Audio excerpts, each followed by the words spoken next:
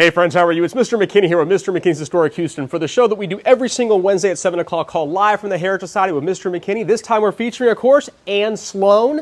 There she is. Anne Sloan is going to be on the show today. This is the awesome exhibit that she co-curated called Women Cast Their Ballots, and it's all about celebrating 100 years of the right to vote, which is happening this year, of course, in 2020. We're super excited to bring that to you. It's an exhibit happening here at the Heritage Society now until March 31st. You're going to learn all about it on tonight's show in detail by one of the co-curators. Well, if it's your very first time being in this particular space, this is our museum building. And it was built in 1986. Actually, it's a temporary building. It's a fun story that the Executive Director, Allison Bell, will probably tell you about a little bit later on. Some things aren't always temporary. This building itself, we were hoping it would be temporary and build a new one, but it's lasted ever since then. It's done a great job. And there's a variety of exhibits that we have here. This one is about the Kellam Noble House, talking about Miss Noble's school and the items that were found inside of the renovation that we did underneath a lot of the different rooms, which is wonderful. You're going to see bricks, and you're going to also see things of that nature that were used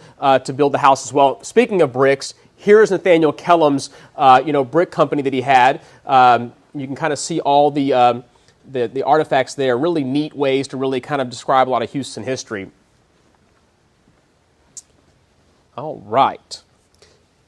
Well, we're going to do what we've done in the past, too. We're going to try to inform you about some things that are happening as we get ready for our guest speaker. And as we have our Executive Director will arrive shortly and be on the show with us as well. Of course, today we're talking about Anne Sloan.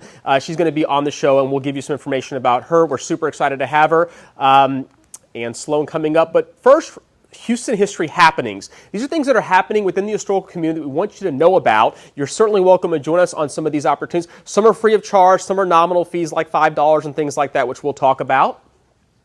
The first one I want to mention happening, you can get a tight shot on this over here. This is my buddy Priscilla T. Graham. And Priscilla Graham is amazing because she has written numerous books about the African-American experience here in Texas and even in Houston. She travels to settlements that are no longer there. She's got a whole book on Independence Heights. You might know Independence Heights on the north side of Houston.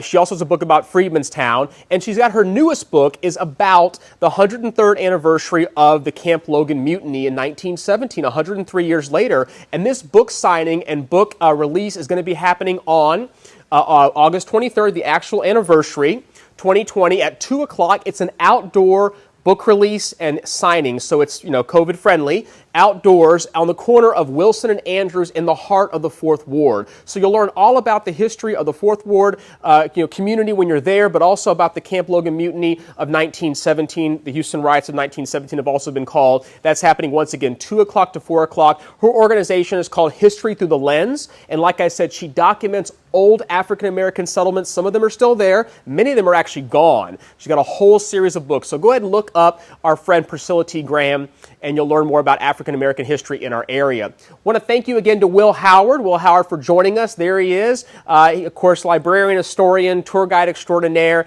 and active with the Harris County Historical Commission, the ones who put the markers up. And if you missed last week's show, no problem, because we've got you covered. We've got a YouTube page, and the YouTube page has a lot of our past Live from the Heritage Society with Mr. McKinney shows that we have. Lots of them, including Kimber Fountain, including our buddy Michael Bloodworth, and then we've got some future guests coming up as well. Also, by the way, on the Heritage Society's YouTube page, you've got some fun videos that will really entertain and educate you about Houston's past. For example, videos about architecture, videos about history tours that we have, African-American history here in Houston, and of course the different houses that we have. That's all at the Heritage Society's YouTube channel, and we only have about 216 subscribers, so we need you to go onto your YouTube and simply like and subscribe to our page. It costs you nothing to do that, but more importantly, you're going to learn about videos that we have going on here at the Heritage Society. So please take a couple seconds. By the way, if you have a Gmail account, you actually have a YouTube page.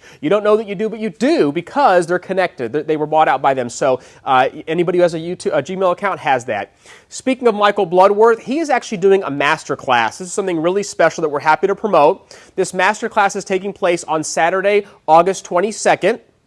12 o'clock to 3 o'clock. He's doing 3 separate 1-hour classes as they fill up. The master class is 1 hour long with limited seating because of COVID, so they're only allowing 15 people or so, and the class costs $5. The class is actually free, but it's $5 admission into the museum. That's the beautiful 1940 Air Terminal Museum. This is going to be your school, and this is going to be your classroom. So it really is a special venue to go check out, learning about Houston aviation history with Michael Bloodworth, again, our buddy who's been on the show before, and really is one of the experts when it comes to Houston aviation history. So tune into that and come join us. I'll be there, so you can join me. And I know my friend Olga Lucina Diaz is going to be there. She's the one who made this awesome mask for me. She'll be there as well. Information at 1940airterminal.org. Once again, 1940airterminal.org. Okay? Other event that happens, well, this happens all the time, actually. Every single week, I've got a show called The Houston Hour on 90.1 KPFT at 3 o'clock, and we always feature an arts guest, and then we feature a history guest. So we've got some fun history guests coming up, many of which sometimes will be on. Anne Sloan's going to be on our show, actually, on the 20th of August. She'll talk about great fun things. So, by the way, Kimber Fountain is back by popular demand. Y'all asked for her. We got a lot of good feedback about Kimber Fountain. She's back on the show September 30th, and what she's going to be talking about September 30th is really special because it is the 120th anniversary of the Great Storm of 1900. We know this storm, it devastated our area, it changed the course of Houston's future, changed the course of Galveston's future, right? And it's all courtesy of the seawall. So we're on September 8th and 9th, of course, is the actual anniversary date, but we're going to be celebrating it on the 30th of September with Kimber Fountain, talking about specifically her book, all about the Seawall Chronicles, which focuses on the history of building the seawall itself. Here's the book down there. There you go. And then, of course, what she's doing, by the way, special is she's offering free shipping to all of our awesome viewers. So if you're watching this show right now, the entire month of August, you can get a copy of Kimber Fountain's book. The book itself is available on her website, which we're going to give you right now. There she is, Kimber Fountain. Promo code is Seawall120. Seawall120 is going to get you free shipping and an autographed book. You have to go to https, well, just kimberfountain.square.site will get you directly to her page. And that's important because you'll learn a lot about Galveston history in preparation for our book.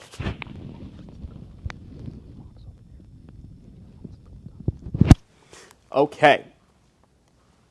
Seawall Chronicles, Galveston Seawall Chronicles. She's also, by the way, offering this promo on all 3 of these books. So just so you know, if you'd like to get free shipping and buy more books, you're welcome to do so. And we're going to have her come back on in different times and talk about each topic in detail, which is what everybody requested we do. So that's going to be happening. By the way, on September 19th, we, courtesy of Kirksey Gregg Studios, we're actually moving into our new space. And we're excited about this brand new studio space. There it is. This awesome stuff is, again, courtesy of Kirksey Gregg Productions, LLC. He's on our board, and he did a wonderful job, transforming our historic tea room into a space like that. Okay. Speaking of the 19th, we have with us Mike Acosta. You might know Mike Acosta. He is the official Astros historian and also the authentication manager with the Houston Astros. And there he is, Mike Acosta. He's going to be talking about Astros baseball history. So you definitely want to tune in for that. Get in tight over there. There's Mike. There he is. He's also going to bring, look at this, he's going to bring some of his memorabilia as well, which is really important also. So we'll bring in some of his memorabilia, which you'll be able to see. 7 o'clock on the 19th. Right here on YouTube, and on Facebook rather, and on Instagram Live. On September 2nd, we have with us at 7 o'clock, talking about Houston postcards, the one and only Daniel Monsanto. And Daniel E. Monsanto wrote the book about Houston postcards. There he is. He was also, by the way, a past president for the Houston Postcard Club. Just put one down. Okay. We do want you to make sure you like and follow Mister McKinney's Historic Houston and the Houston History Bus because we offer free tours on board the bus all the time when you simply like our page. So if you like history and you want to actually go where these historical sites happen, you can do so. You can do so by going to Mister McKinney's Historic Houston and the Houston History Bus. They're right over there. And once again, those items, those free tours that we offer are a public service for the greater good so people can learn about local history. Okay.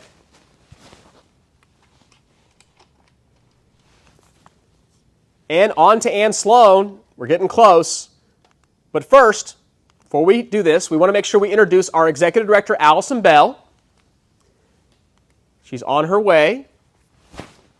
There she is. Allison Bell. Hello, Allison Bell. How are you? Good. How are Excellent. Well, we're happy to have you again. Thank you. On the Thanks for show. coming back. Absolutely. Talking about what's going on with the Heritage Society. Yeah, so we've been busy. We actually had several visitors today in our museum gallery. So we've got our exhibit up, which you're going to see shortly, and we're very excited about that. Nice, very nice. Okay, we'll talk about some events that are coming up. Sure. So on Tuesday, September 15th, I'll give you the mic. Oh, thank you. On Tuesday, September 15th, we have our luncheon, our annual fundraising luncheon. That it's going to be, well, we aren't sure yet because of the COVID, the CDC regulations. We may be at the Forest Club or we may move it to a bigger venue. But we are very excited because our speaker is J.P. Bryan, who, as many of you know, has started the Bryan Museum down in Galveston. He is a wonderful speaker. He's a descendant of the Austin 300 colony of first people that got here. And our honorary co-chairs are Dancy and Jim Ware, who she's also very active in local PR in Houston. So we are very honored. We have about 80 people coming so far. So we'll just see what our numbers do and what happens, given the COVID situation. And so we're just trying to stay relevant, and we've got a lot going on. And I think you want to change the screen. Here you go. I'll give you this little thing too. There you go. Okay. All right. Yes, there is our speaker, J.P. Bryan. I've already talked about, and we're honoring the Latimers. And for more information, you can contact our development director, Laura Woods. So last week, we are sad to say that we did not have time to do door prizes that we like to do each week. We ran out of time because Will Howard was so interesting. He could have talked about Bagby Street for 3 more hours. So we were sad. We were sad that we didn't get to the door prizes. So we are back on track tonight, and we're going to have questions at the end. So stay tuned to the end for some special door prizes from our gift shop. Breaking news, by the way. What happened today? We just signed up a brand new guest. We're filled up, by the way, until November with our awesome speakers. We've got some great folks coming on live with the Heritage Society with Mister McKinney happening throughout the months up until November. And we were waiting for this November date, and she confirmed. Tell them who's going to be on November 4th. So we're very excited. She came by the office today, and she agreed. She's our board member, and she's also a Yates descendant. Her name is Martha Whiting Goddard, and she's agreed to be our speaker, our special guest on the 4th, which she wanted to make sure that wasn't Election Day, so we assured her that it was the day after. So she is, as I said, a Yates descendant. She'll take us through the Yates house. She knows all of the artifacts, because she can tell you stories about everything in the Yates house. So we're very excited about that. So we are, of course, selling suffrage merchandise in our gift shop, which I think we're going to walk around in just a little bit. Oh, by the way, I'm wearing it. I have a sash that we sell for $22. I have a little button that we sell for $3. I have a little tote bag that we sell for, I don't know, 20-something. So we've got so much fun merchandise, and it's, our colors are purple, yellow, and white. I've got a little fan here that I'm holding as well, all celebrating our 100-year anniversary. So look, here is our price list with all of our gifts that you can see in the gift shop. So hopefully we'll get a chance to walk around, and I'll show you some other things we have. And of course, we're selling everything online. So we've got a link on our website. And if you live in Houston, I'll even bring it out to your car, which I've done a few times. And we will, we're here to serve and please. So whatever you need, we'll make it easy for you. And what's next? Let's see. Of course, as I said, we've already talked about the exhibit, and it's going to be up, as Mr. McKinney said, until March 31st. We were supposed to start the exhibit in April, and that got pushed back, of course, for obvious reasons. And we were going to end it in December, so we're very pleased to extend it another year, because March is, as you know, Women's History Month. So, sorry, my sash keeps falling off. So we are going to extend it until then. It's really $5 for everyone, unless you get little children. But so now we have an exciting new offer that we just loaded on our website this week. It is the virtual tour. So you can now come take a virtual tour, which you'll see a little bit of a sneak peek, but you'll follow these little circles And there's a booklet, a 45-page booklet that's every panel of the wall that you can follow along with, and it's only $5 because that's what you would pay if you came into our museum. So look how beautiful. We're going to check it out in just a little bit. And what's next, Mr. McKinney? Let's see. And we're going to keep, we're probably going to get Anne to take you around through all of these different exhibits and different places. And I think that's it for my part, isn't it? Am I done? Oh, you're never done. By the way, I do want to thank Lisa Carey for putting this together. And then also our local RE/MAX agent was really involved with this. Yes. And we're going to mention them as we get to our sponsors for the actual event as well. But I want you to notice, this is, although there's a cost involved, this is a very detailed way to see and zoom in. You can actually zoom into all the text on the exhibit. And that's what makes this tour special. We are going to offer you a detailed experience today with Anne Sloan, which makes it VIP, makes it different. However, if you really want to see a lot, and we're going to leave a little bit to the actual tour because we want you to come by and visit all the great work that was done here between the committee and the team itself. But I want to encourage you that you're going to get a different experience on the virtual tour. I took it last night. It is absolutely worth the $5 because, like I said, you're going to really be able to zoom into different areas, and it's totally user-friendly. So it'll be really fun. So just FYI, thanks to Lisa Carey and her team for putting this together on the committee and a volunteer with the Heritage Society as well. Okay, let's do this. We're going to meet Anne Sloan. I know she's here. She's probably working on the exhibit. We're going to come find her. But first, let's take a look down some of the store that we have here because people don't realize this store is available and it's here. So real quick, go ahead and explain some of the items that we have here at the store. Okay, sure. So as I mentioned, and we said this on a previous show, we have all of our Christmas merchandise up to 50% off if you want to take a look at that because, it's Christmas in July, but we've extended it. We sell books and DVDs in our gift shop as well. We have fun little things for children, stuffed animal items. We've got cute bags, a little bit of nice crystal. These are some more of our books. We sell postcards of the Kellum Noble House, of course. And then, excuse me, I'm choking. One of our popular items is the lavender. And then, of course, this is the suffrage exhibit. And this is what we were talking about, everything that we're selling.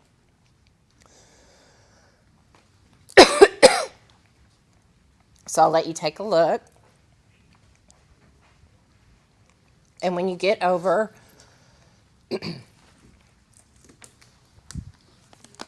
yeah, check it out, and it's all on our website.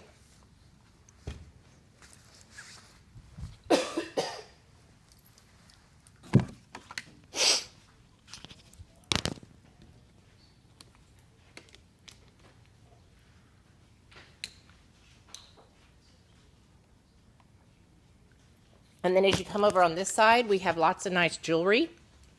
Oh, and this is cute. We have a new bandana with our logo on it. We just got those in case someone forgets to bring their mask.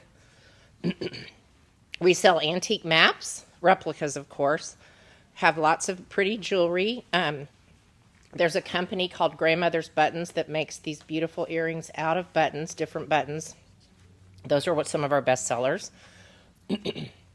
And that's about it because our gift shop is small because our museum is small. So thank you all for tuning in, and come visit us or shop online and I'll run it out to your car or I'll ship it to you that same day.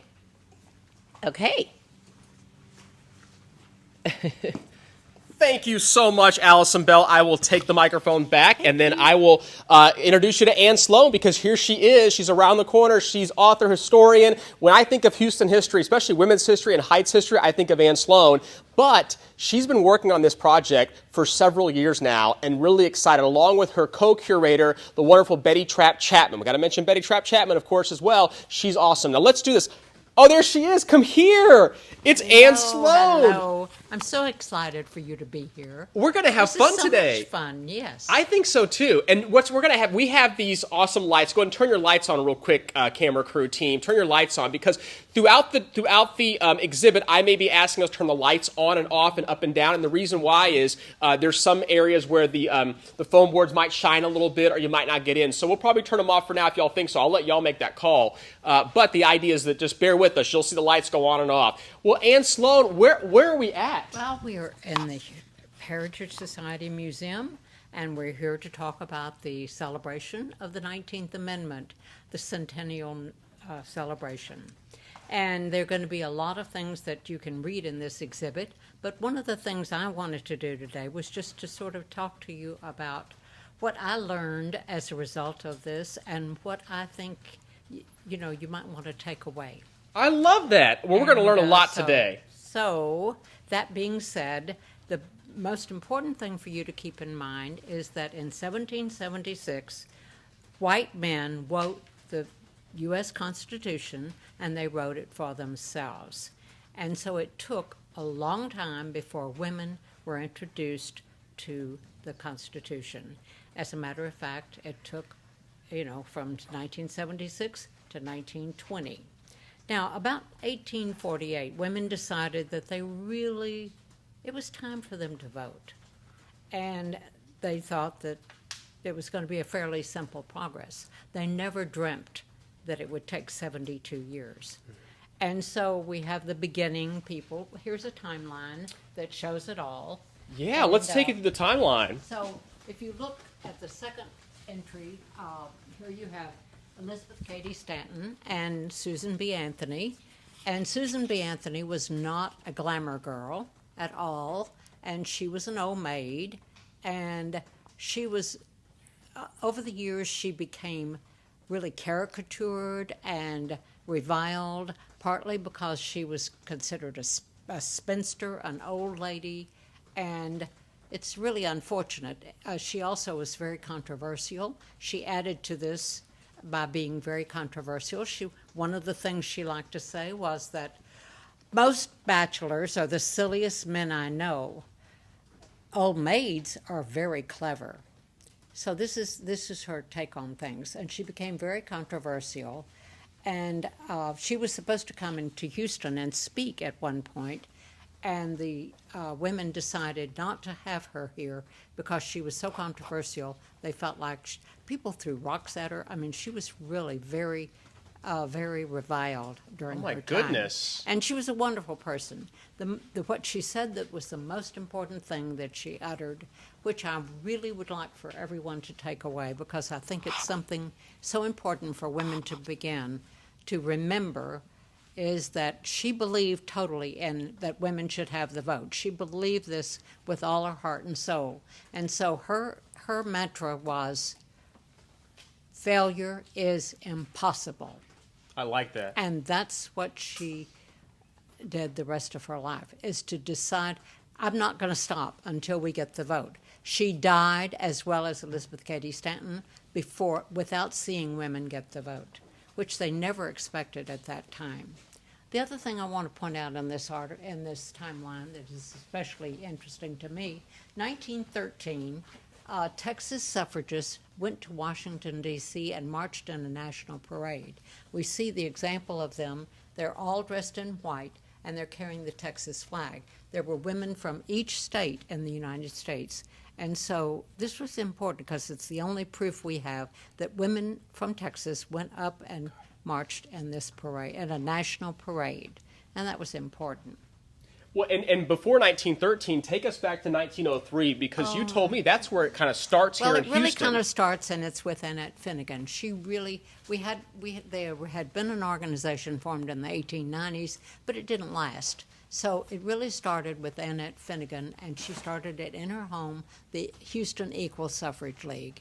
And her father extremely important. Was John Finnegan, and y'all might know him from early Houston merchant, big tanning company on the Buffalo Bayou, right there in the northern part of downtown Houston. He's pretty well known. And there is a park that she dedicated to her father's name. And that's significant because that park is in the Fifth Ward area, and it's one of the largest parks in that part of Houston, and that was a significant gift. And she specifically put the park in an African-American neighborhood because she expected them to have the amenities that everybody else had. Right. So she was a very kind person. And that, very forward-looking. Yeah, very forward-looking. I just love the idea that it starts really in Houston with her. She was a Wellesley graduate. I want to show you this right here. This is interesting because the women's movement put this out, the National Woman Suffrage Publishing Company. And so they're showing all the countries that gave the right to vote these women already had the right to vote. Denmark, Russia, Norway, et cetera, et cetera, et cetera, Australia, Finland. But why do not all women vote under the flag of democracy? See, we didn't have the vote. Then they show England, Scotland, Wales, and Ireland as having the vote. Well, they did have the vote. They got it in 1918. But guess what? A woman had to be 30 years old to vote, and she had to be a property owner. So that's not exactly universal emancipation for women. And we see that, enfranchisement. and you'll get more into that a little bit later on about history, but we see that kind of voter suppression that's a real big theme throughout the entire experience. Yes, in some cases women get the right to vote, but there's always an asterisk, you know. And Right. in fact, there may still be, in some people's minds, an asterisk, right? I Well, mean, we have to, they did, through the poll tax, et cetera, find ways. The other thing is important to remember that there were a lot of people who did not want women to have the vote. Women especially, there were many women who did not want to have the vote. And so there were these headquarters. There was a headquarters in Houston that was run by a woman. This one was more of a male headquarters in New York City. But there were throughout the entire suffrage battle, there were always anti-suffragists. that particular fact shocks a lot of people when they They realize. can't believe that women did not want to get the vote. They thought, well, politics was dirty, and it was not feminine, and it was not appropriate for women to work. But certainly not to vote. They did not want the ballot. They wanted to stay up on that pedestal and be separate and be Southern belles. And They swallowed all that Confederacy nonsense. And then continue with some more of the Houston themes because, of course, we see the Brazos Hotel, which Annette Finnegan's dad owned, and she would later run. What's the significance of some of these important spots in Houston history? Well, they were where Votes for Women's campaign kicked off right here. Look at that. In the Brazos Hotel. And These were the state headquarters at the Hotel Brazos on Washington Avenue, right across from the old train station. Yeah, the building's no longer there, but Which then became the federal post office, which now is gone. Yes, and they're going to build something new. Well, Love It Commercial's doing some really cool project there, which is neat. So the spirit is still there. Now talk about the Rice Hotel. They had a free suffrage school that was held at Rice Hotel to train women how to answer these anti-suffragists. How are we going to combat them and convince them that they need to support us in trying to get the right to vote? Okay. Then below we have the women who blazed the trail from Texas across the nation. And let's start down here. You have Annette Finnegan, first of all, who, as I say, started the whole ball rolling with 1903, the formation of the Houston Suffrage League. And then the second one is a Massachusetts woman, Lucy Stone, who was extremely important in forming the early days of the suffrage movement. Move right along, if you would. Oh, this is a name that we all recognize, right? Julia Idison. Talk about her. Julia Idison, and Julia Idison was director of the Houston Public Library for 42 years, and the library downtown is named for her. It's the Julia Idison Building, and she was very important. The one right next to her, Mary Church Terrell, formed the she was the first African-American woman to earn a college degree, and then she was the founder of the National Association of Colored Women. And a little bit later on, we're going to learn more about We'll learn more about everybody's that. fight for equality. The important thing is that the National Association for Colored Women had an important suffrage department, and so all of the black suffrage movement was went through this particular organization. You know, and the last person on here, you might know Governor Ross Sterling, you might know her brother Frank Sterling as well, but the sister in the family was... Florence Sterling, and Ross Sterling obviously thought she was no dummy, and so she was the secretary-treasurer of Humble Oil, which became Exxon, of course. And she had executive offices on the 10th floor of the Humble Building on Main Street, and that's where the League of Women Voters was formed. And she became the president of the League of Women Voters of the Houston chapter of the League of Women Voters. And the building is still there now. It's obviously part of the Marriott, Right. courtyard, so people can go there maybe and stay in one of the rooms Right. where history actually happened, women's history, Houston women's history, courtesy of Anne Sloan and everybody who worked on the project. Let's keep Christy going. Adair was very important. She was a African American woman who began in South Texas, working to register women, etc., and working in the Democratic primary election.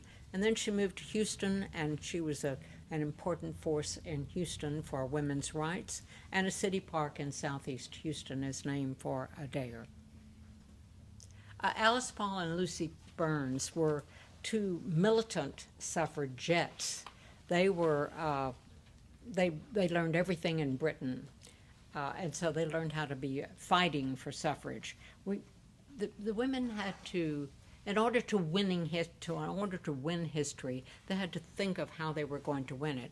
These women, their idea was to build a fire in front of the White House and picket, which meant they were arrested and they were jailed. Now it's interesting that I just recently found out about a woman who was a Rice graduate, class of 16, Elizabeth Kolb, who also was arrested and jailed for 5 days.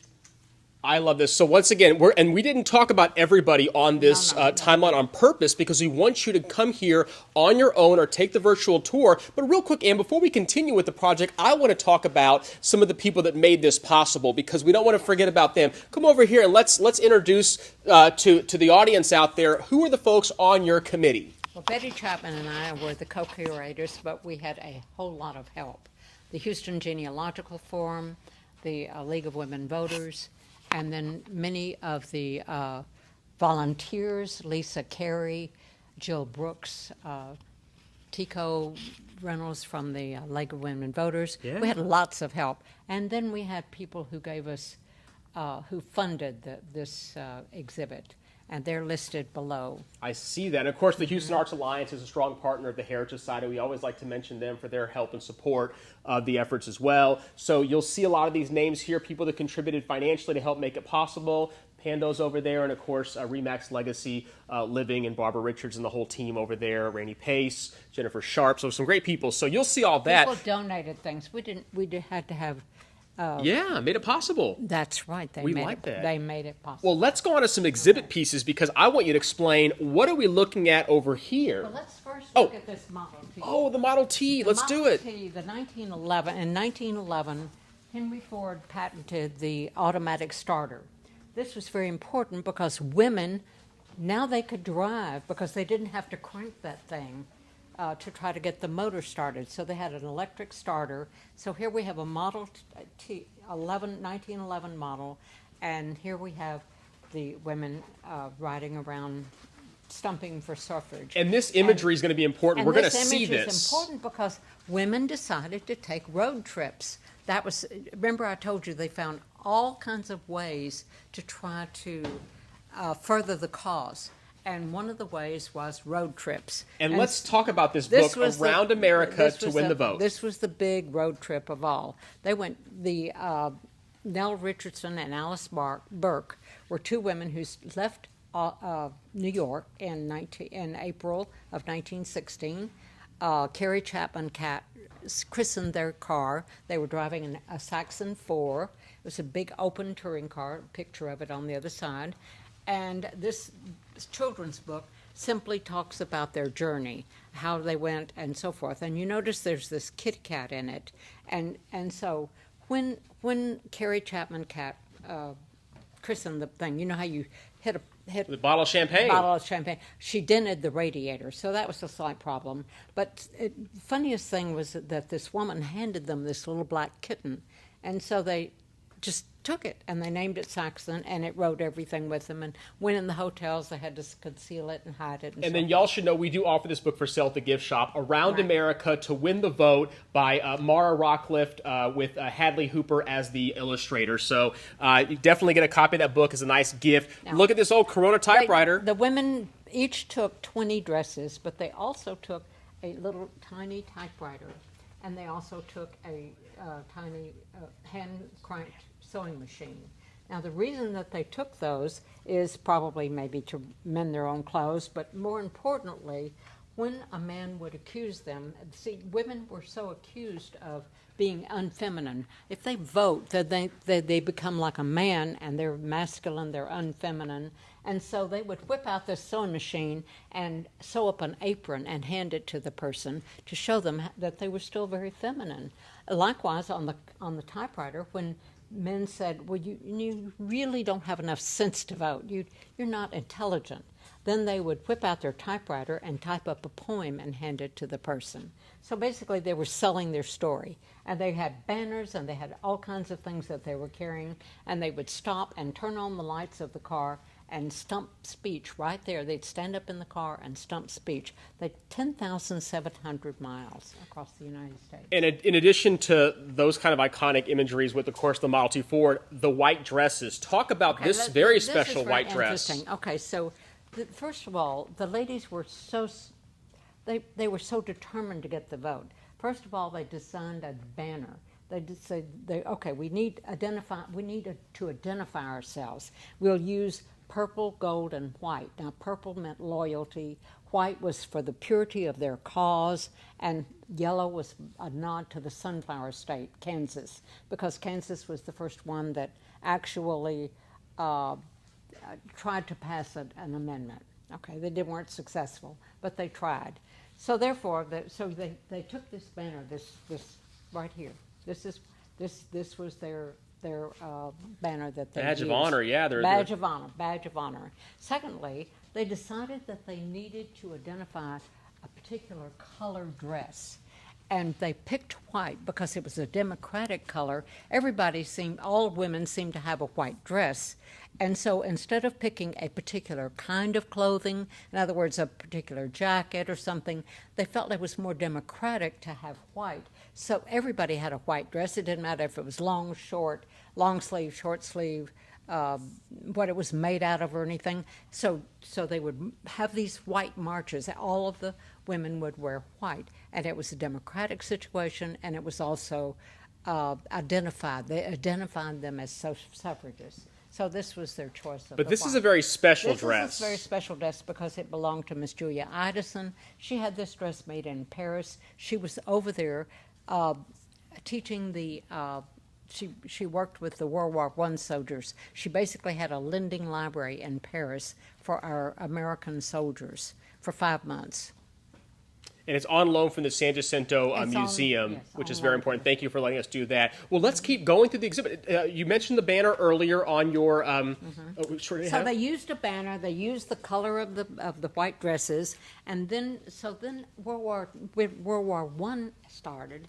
And so, how are they going to use a war? We're at war with the world. We've got to figure out how to use a war to our advantage And so they decided they would do everything possible to help this war effort. And so these are some of the things they did. First of all, thousands and thousands joined the volunteer Red Cross efforts. So here at World War I, headpiece and sleeve bandages for sanitary purposes. And they would wear these, and they rolled bandages at the Houston Heights Women's Club at 1846 Harvard in the Heights. And the Women's Club was started in 1900, so they entertained soldiers from Camp Logan, and they had bandage rolling sessions all the time. The next thing they did, they sold Liberty loan bonds, and this was a very important funding for World War I. So here again we have another road trip. We have this time it's Mrs. R.L. Young, Alice McKean Young, and she's driving this open touring car. And here we have Hortense Ward standing up. Julia Idison is in the car, and Lavinia Ingle, and they went 1,500 miles. It took them 7 days for this road trip selling Liberty bonds. Now, the bottom line is that after all the women's clubs were through, they had sold $890,000 worth of Liberty bonds. In today's money, that's worth $15 million. This is what Houston women raised for suffrage. I mean, for the Liberty, for the World War I effort. What's interesting is that the Post made the comment. They said, although these ladies are all ardent suffragists, they were not. They were selling Liberty bonds. Okay, here we have the South End Embroidery Club. That's the south end of the Heights, and they were all Red Cross volunteers. Here we have the Rice Coeds and their World War I outfits. We have some additional people in World War. Julia Idison is the second from the left in the uniform. So this is your World War I case. Now here we have a poster by Hazel Roberts, and this poster is of it's a poster of the Navy League, and this was. The Navy League was formed in 1902 by Theodore Roosevelt, but this is a 1917 poster, and it was to train the women to work on submarines, to be able to run a submarine. In case all of the men were killed and we needed women to run these 72 submarines that the American... We're going to keep on going to keep the party going, but also to keep in time. By the way, with that dress you saw earlier, the Julia Idison dress, our buddy Nancy Birch said she actually wore that dress in an event. So that's kind of crazy. She wore the dress itself a couple years back. Isn't that wonderful? We're going to keep you going. By the way, if you're just now tuning in, make sure you like this particular Facebook Live post. Hit the like button, hit the heart button. Let us know that you're there. Say hi. Make comments like Nancy Birch said earlier, for example. Simple things to do. Questions that you might have, because towards the end we got some trivia questions for you we're going to have. But more importantly, you can ask questions too, okay? And win some prizes. Let's go see some cartoons. How about that? Because that's an important part of it. Well, but don't let us forget this. We won't. No, we're going to go around this way and come right back that way. Don't worry. But real quick. First of all, they used World War I as an opportunity to win the vote. They used the colors. They used the clothing. Here they decided, well, let's use cartoons to try to sell suffrage. And so here they have cartoons. Now, unfortunately, one of the reasons they did it, there were a lot of anti-suffrage cartoons. So we got a combination of cartoons and anti-coverage. Y'all getting real tight on some of those cartoons. Up here on the left is one of my favorites. I'll get that vote yet. It perfectly indicates what a terribly difficult struggle this was. It was a terribly difficult struggle. The middle one right there is Votes for Our Mothers. This was Rosie O'Donnell's cartoon. She's the one who invented the Cupid doll. So you see how she's using the Cupid doll, because a doll, a child, is a non-threatening image. They were always trying to not be intimidating, threatening to men, etc., because you know how men hate to be threatened. Okay? This one is interesting. Because it doesn't unsex her to wash floors. It's okay for her to be a nurse. She can work in a factory. She can sell dress goods. She can be a bus girl in a cafeteria. But if she votes, that's another story. In other words, men thought it was fun if she washed floors, but when she started to wanting to vote, no.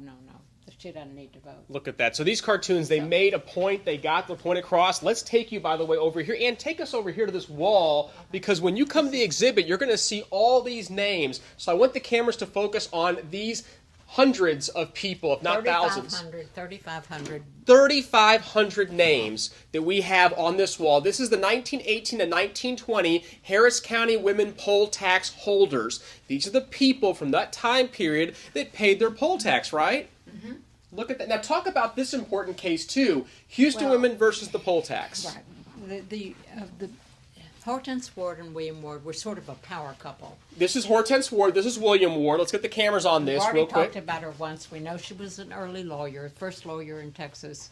And so when the 19th Amendment was ratified, the 36th state came through. It was August of the 18th, 1920. It was a wonderful time. This is great. Okay, so now it's time for the women to vote. Okay, what they did was the governor called a special section. The legislature went into a special section, and they said, okay, we need to have a new law, and we're going to have it's called a women's poll tax law, and women are going to need to vote. They're going to need to register to vote because they're not registered because they didn't have the vote in 1919, 1920. So they're going to have to register to vote. We're going to give them 2 weeks to vote. So if they can't vote in 2 weeks, if they can't register to vote in 2 weeks, then they're not going to be allowed to vote. So Hortense Ward and William Ward filed suit against this and said it's unconstitutional because they weren't even around when, they weren't allowed to vote. So why would they buy a poll tax in January of 1919? Why would they buy a poll tax? They couldn't even vote. So therefore they didn't know they were going to get the vote. So it was declared unconstitutional. And because of their efforts, there were only 2 counties in our area that could actually... The Texas Attorney General quickly announced the Harvey ruling, this ruling that overturns the poll tax. It only applied in Waller County and Harris County. That's closing the door for every other Texas woman to vote. So here the Harris County let's walk over this way. Has a huge voting turnout. That was a big deal. Let's walk over this way and look at the names again. I just want the audience to really take grasp on all these 3,000. Just come and look at this thing. They're going to find. I know they'll find a relative. They'll find somebody who lived next door to them. They'll find. And tell the audience, by the way, who helped to put this together. Oh, because I'm sorry. It's okay. It's a collaboration. It was a group of. Let's walk this way. Let's get us over here. Absolutely brilliant women, and I think there were some men. It was they were volunteers more for this way? the Clayton Genealogical Library, and they're absolutely brilliant. They worked so hard. Exactly. Now, let's also talk about diversity because it wasn't just a fight with one group. People had interests involved in this, and let's talk about the ladies that worked on this area. It's so very interesting because it was hard to find out what were black women doing. They were basically excluded from most of the white groups, so therefore what were they doing to learn about the vote? Well, through the NAACP, they were working in that. They were working in their churches. They were working in the YWCA. And the first group, the Olivia Turner, she is actually a candidate in 1920 on the for the Republican Party. She runs for office. And her Jenny Bell Govington, she and her husband were just a power couple. He was a physician. Their 15-room mansion on Dowling Street, which is now demolished, was open to all kinds of Marion Anderson, Paul Robeson. He would stay at their home because there weren't any black hotels that were decent. And then Booker T. Washington, they hosted the dinner there. She was a musician, an accomplished musician, members of Antioch Church, very progressive woman who certainly contributed to the suffrage movement. And then we know Miss Franklin, too. Her beauty line, her company. Beauty line, but also she was very generous with a huge suffragist, gave money for the cause, etc. She was very important in supporting the black and tan candidates, etc. Let's talk about the black and tan candidates because there was hope that maybe they could challenge if they voted as a bloc. Black and tan refers to the blacks and the mulattoes. Okay, the tans are the mulattoes. Now, the churches, as I say, the churches were important in the organization. They could call for the campaigns. And when the 1920 election was held, the Negro women and men stood in line to vote, and it was one funny because one of the election officials said, well, the black women who came to vote, they knew exactly what to do. They knew how to vote. They knew where to vote. They knew who to vote for. They had been trained by, Hubert. This was another power company. She had done a great deal of training for African-American women in the mechanics of voting. women had never voted before in their lives. They'd never voted before. So the Huberts were a power couple. She was married to John Hubert, and he was also a very important part of the suffrage movement. Well, let's check out the items in the exhibit case, because we talked about this earlier. You Why told me not? not to forget, so we don't want to forget about this. You've got a wonderful picture of Mamie Ewing, who was a huge, important person in library work, education. She was a serious club woman. She was also a wonderful suffragist. She's a very important person. And let's take us over here around the corner, because we recognize some of these ladies, especially this one over here, who had a big, significant impact. So here you have Hortense Ward again. And Hortense Ward was the first woman to register to vote in Harris County. And there she is signing the poll tax, the registration. She's registering to vote in Harris County. But she was, sorry, keep going. Go ahead. But all of her efforts were so wonderful in terms of the Houston suffrage movement. She was president of the Houston Suffrage League, etc. So the Loving Cup was given to her as in 1918 for all of her efforts to help women get the vote. This is before they had the vote. Wow. And where did we get the Loving Cup from? Who let us borrow that? That's one of her descendants, Wow. but that was given to her by the League of Women Voters. Look at that. Awesome artifacts that you're going to see here on the tour and on the exhibit. It's going to happen all the way till March 31st. Now, a really important part of Texas history and Houston women's history and Texas women's history is what happened in 1925. So I want you to talk a little bit. This was the Supreme Court decision. This was a case that came before the Supreme Court, and all of the justices had to recuse themselves because they were all members of the Woodmen of America. And so the governor had to appoint a new Supreme Court justices. Hortense Ward is in the center. She was the Chief Justice. The other two are two other lawyers, and they actually, the New York Times called it a petticoat cut court. It was quite the thing. It's still studied in the law books in law school. So people might not realize that for a short period in Texas history, One case. 1925, it was all females on the Texas Supreme Court. Let's go to the conclusion and find out what all of this voting Let's had do produced. So here we're going into, and now this is our general store that we use to teach polling kids about. Station. But for today, it is a polling station for this exhibit. So this is an example of what life would have been like if you had your poll tax and ready to go out and vote. You come over here, and if it was back in the 1920s, this is who you could have voted for. Look at this gentleman. Their very first election. Here's the ballot box. These are their choices, and they unfortunately elected Warren Harding. You can vote for James Cox, or you can vote with Franklin D. Roosevelt. He was the FDR is the vice president, or you could vote for Warren Harding and Calvin Coolidge, and we know how that ended up. But look at this. Here's an old-fashioned ballot box right here. Again, an idea of what things would have been like. And no then voting machines, no. Yeah, no nothing dimple like that. chads, none of that stuff. Well, now take us around real quick to some of these amazing So ladies. What you're seeing now, this is the conclusion of the exhibit, is the fact that this is what the women have done with the vote. This is what, since they got the vote, these are some of the things they've done.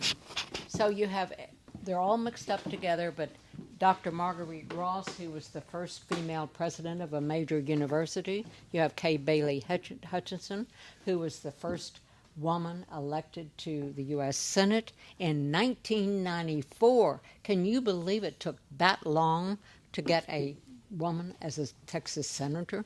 That's awful. Then you have over here, you have the first kindergarten class, Mamie Gearing started. You have the Estella Jackson, the first female notary public. You have Marcella Donovan Perry, many of you know. Heights Savings and Loan, first woman to serve on the Houston Chamber of Commerce, first female member of the Port Commission. Sally Ride, the first American woman to orbit in space. And around on the other side. Here's some folks in the arts. You have Nina Vance, who founded the Alley Theater. That was the very first professional theater outside of New York City. You have Frances Mann Law, Houston's first Girl Scout troop. You have Anise Parker, the first openly gay person to be elected mayor in any major U.S. city. And I want to do a shout out to Christina Morales, who helped to do our mural outside. She was the first female funeral director and embalmer in Harris County, and Morales Funeral Home is still in business since 1936, so pretty significant. Well, let's meet some more ladies. Okay.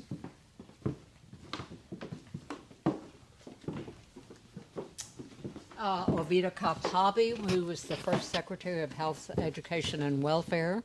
She also served as an organizer of the Women's Army Corps, which we used to call the WACs. And apocryphally, I don't know whether this is true or not, but she is credited with inventing the shoulder bag. Because, of course, women in the Army, they couldn't really carry a purse. They had to, so the idea was that they used shoulder bags. And these were the first shoulder bags, first time women. Eleanor Tinsley, of course, was a longtime member of the city council.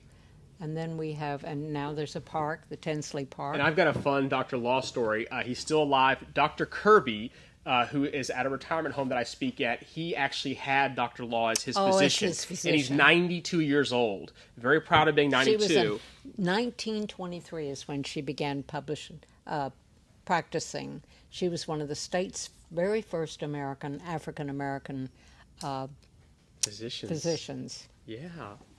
All right. Well, people and here you have the most important person of all, and that's Barbara Jordan. And Barbara Jordan was the first African American woman elected to the Texas Senate. But it's far more than that, because if her life and her career had not been cut short by her multiple sclerosis, she had such a way of speaking.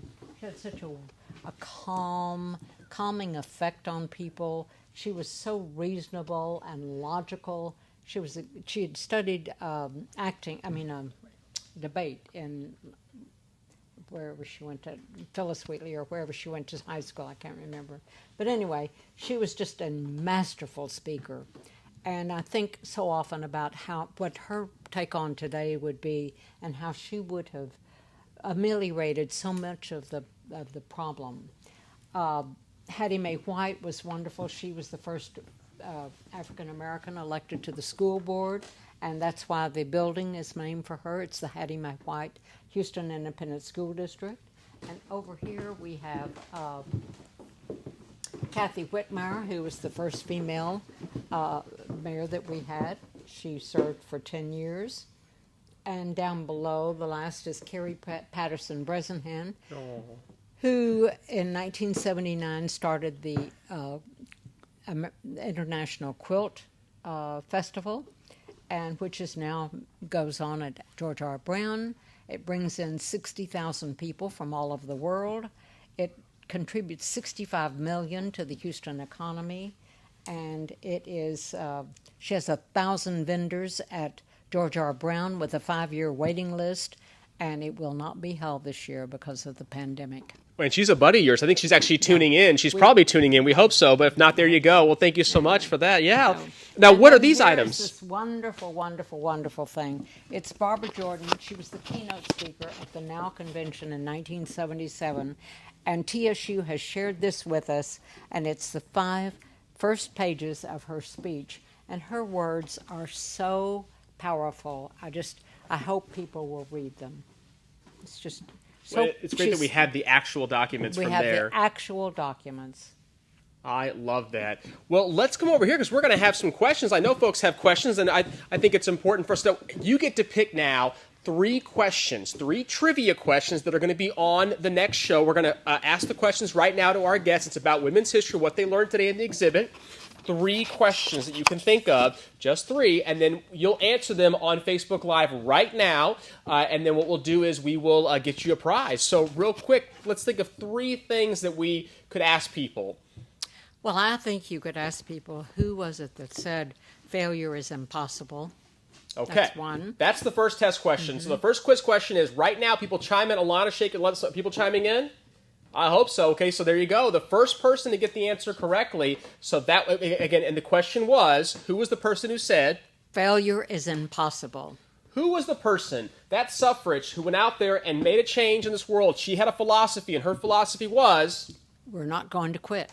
We're not going to quit. And her actual quote was? Failure is impossible. Failure is impossible. If you know the answer to the person who said that, that's the first question we're going to have. Okay, let's see. The second question. May I ask a question? Mm-hmm. What African-American suffragist had a very famous beauty company? Okay, I'm not going to mention the name of the beauty company because her name is in the beauty company, but that's a test question number 2. Who is that famous African-American suffragist who went out there, made a difference within her community, and went out there? And I think you told me a fun fact that there were more African-American women that voted in that first opportunity, right? Mm-hmm. That's significant, and it's interesting how history repeats itself, They right? waited in line. They had their children with them. They waited in line for a long, long time to be able to vote. Wow, it mattered. It made a difference. So important. So who is that female entrepreneur and that female suffragist who went out there in the African-American community and made a difference? That's question number 2. What about question number 3? Question number 3 would be, who is the only woman to have ever served as the Chief Justice of the Texas Supreme Court? That's significant. Who is the only woman to ever serve as Chief Justice of the Texas Supreme Court? She made history along with other women that year. The year is important, okay? For a bonus question, I'm going to ask you, what year was that? Because we should all know what year. So that's 2 questions right there. We have 4 total.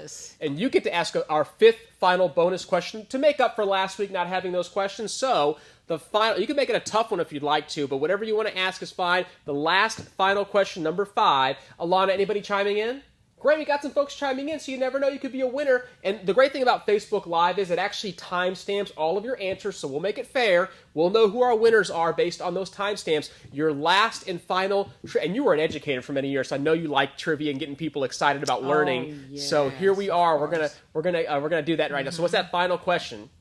What did the ladies choose as their uniform for the suffrage movement? What was their uniform? What was the uniform that ladies chose? Was it epaulets? Was it a blazer? What was their uniform? And it was strategic, and I love the way you explain it. So all these questions, all 5 questions, Anne Sloan, our wonderful special guest today, she went over all these questions during her lecture because I know I was here and so were you, and you can always go back and watch the video, but those answers are in the video. And I want to thank you for joining us, and thank you for being on Facebook Live. Anything else you want to tell the audience? No, except the other thing is that the suffragists talked about all the time and used as their, again, another mantra, and that is, and yet she persisted. So if you think about that today, don't give up. And yet she persisted. Failure is impossible, and yet she persisted. So those are 2 important things for you to take away. I love that. Well, thank you again for joining us live from the Heritage Society with Mr. McKinney, featuring historians and featuring people every single Wednesday at 7 o'clock. Do not miss next week. We have with us once again Mike Acosta with the Houston Astros. Houston Astros baseball history. You're going to love this with great trivia questions, awesome memorabilia. Anne Sloan, thank you so much for joining us. Can I just say one more thing? Absolutely. Be sure to tune in to listen to Betty Chapman's lecture August the 20th at 12 noon. It will just be excellent. She is the face of Houston history. She taught me everything I know, and she is the best. So be sure to tune in for her lecture, 12 noon, August 20th. Excellent. So once again, 12 noon, August 20th. It's going to be, all the information, by the way, is at heritagesociety.org, heritagesociety.org. You can get information about Betty Chapman's awesome talk about women's history, about this exhibit as well. Her take on it. It's happening once again on the 20th at all on the website. So great. Anything else before we leave? No, that's it. Thank you so much, and I do hope you will come. Please come and see the exhibit. We'll do private tours. We'll socially distance, whatever it takes. I love that. All right, take care, Houston. We'll see you next week.